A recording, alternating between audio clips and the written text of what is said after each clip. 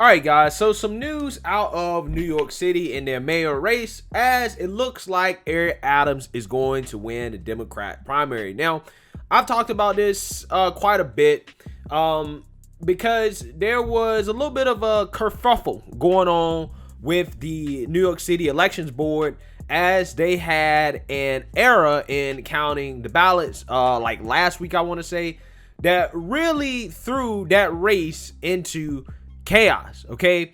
At that point, a lot of people had lost trust in what they were doing and how ballots were being counted. And it was something that became very, very interesting to me, just considering how, we've been told all this time that, hey, we got to trust the process, right? You got to trust the process, and you got to let the process work itself out, and you can't jump the gun, right? Mistakes happen, right? This is what we've been told.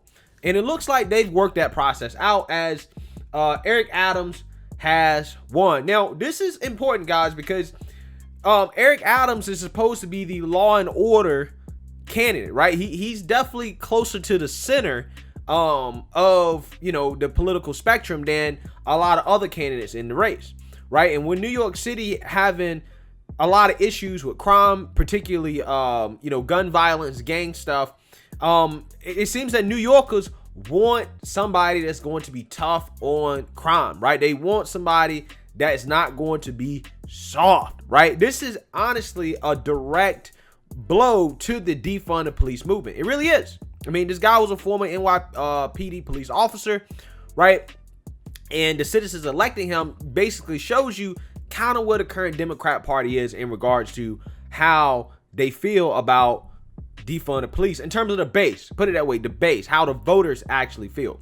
And again, this is why you're seeing the Democrats scramble to try to say that, well, the Republicans are really the party that's trying to defund the police, even though they don't really have that much evidence to back up that claim. This is why they're saying it, because they know that it's probably the most important issue to them. And this New York City race with Eric Adams winning kind of confirms that, okay, we cannot win on this narrative, right? But it looks like, he's going to win now. However, there could be some challenges coming up in the future. So let's read a little bit here. Brooklyn Borough President Eric Adams, a former police officer who made public safety the centerpiece of his campaign, won New York City's Democratic mayoral primary, according to election results released Tuesday. The city's Board of Election released the results after a ranked choice tabulation of in-person votes and more than 125,000 absentee ballots. The process involved the elimination of candidates and the redistribution of votes over a series of rounds until only 2 contestants remained. The results showed that Mr. Adams received 50.5% of the nearly 938,000 votes. Former Sanitation Commissioner Kathryn Garcia received 49.5% of votes and trailed Mr. Adams by 8,426 votes, and insurmountable gap as fewer than 1,000 votes remain to be counted. Wow, that's actually razor thin, right? That's a razor thin margin right there. Okay. The Associated Press called a race for Mr. Adams after results were released Tuesday. Maya Wiley, a former counsel to outgoing Mayor Bill de Blasio, placed third. Okay. And that's also important too, because Maya Wiley, guys, is a far left. She's super far left. She's pro defunded police. Okay. And I think her placing third said something about the electability of so-called progressives, right? Super woke revolutionaries that are extremists. Okay, she placed third. And again, that kind of tells you that maybe the Democrat base, right, even in a liberal city like New York City, maybe they're not feeling all of the whole defund the police and the super progressive ideology. That's what that signals to me. Mr. Adams said Tuesday that while there are still votes to count, he felt confident in the results. Quote, now we must focus on winning in November so that we can deliver on the promise of this great city for those who are struggling, who are underserved, and who are committed to a safe, fair, affordable future for all New Yorkers, he said in a statement. A spokesperson for Ms. Garcia's campaign said the campaign was currently seeking additional clarity on outstanding ballots and are committed to supporting the Democratic nominee. Even with the latest results, the Board of Elections won't declare an official winner until the week of July 12th. Voters who submitted absentee ballots have until June 9th for a curing process to fix any errors noticed by the Board of Elections. Board officials said Tuesday night that 942 absentee ballots needed to be cured, a number that likely won't affect the outcome of the race. Some of the campaigns could also challenge election results in court. The campaigns for Mr. Adams, Ms. Garcia, and Ms. Wiley all filed lawsuits against their opponents and the Board of Elections, a standard move that allows them the ability to have a judge inspect ballots. Bruh, ain't that funny? Ain't that funny how all three of their campaigns, when the chaos was happening with the election boards, they all filed lawsuits. They was like, we're just going to file lawsuits because we know it's not fair, right?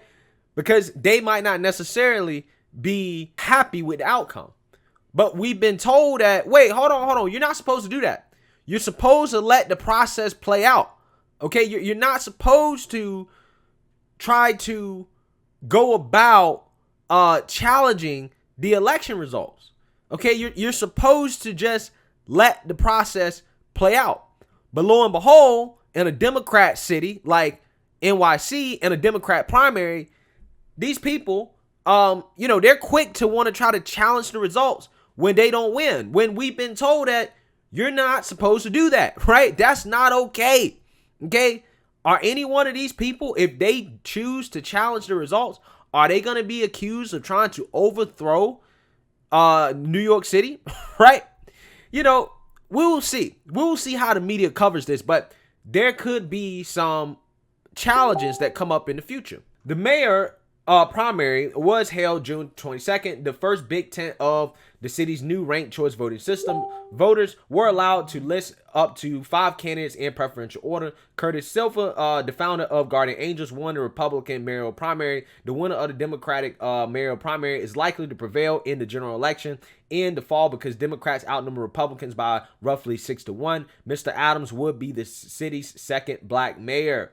The Board of Elections has released the results of the primary in waves in an effort to be transparent, but has taken flack for the slow rollout of tallies. Last week, it retracted a primary tabulation because it had inadvertently included 135,000 dummy ballots in the count.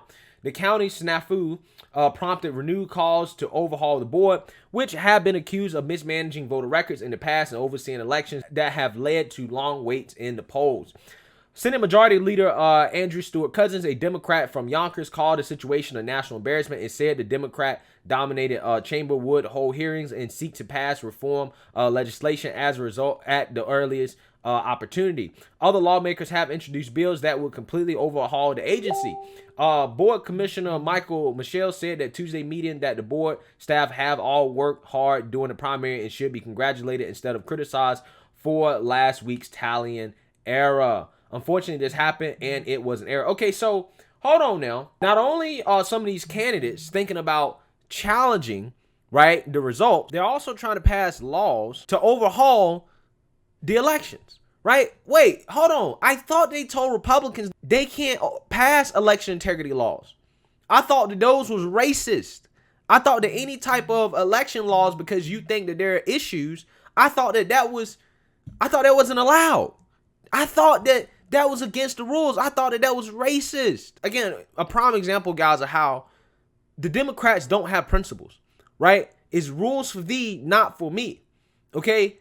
When it comes to their mayor race, when it comes to a race in their own primary, when they have issues, right, they say, well, we need to challenge it and that we need to overhaul, the system or whatever, right?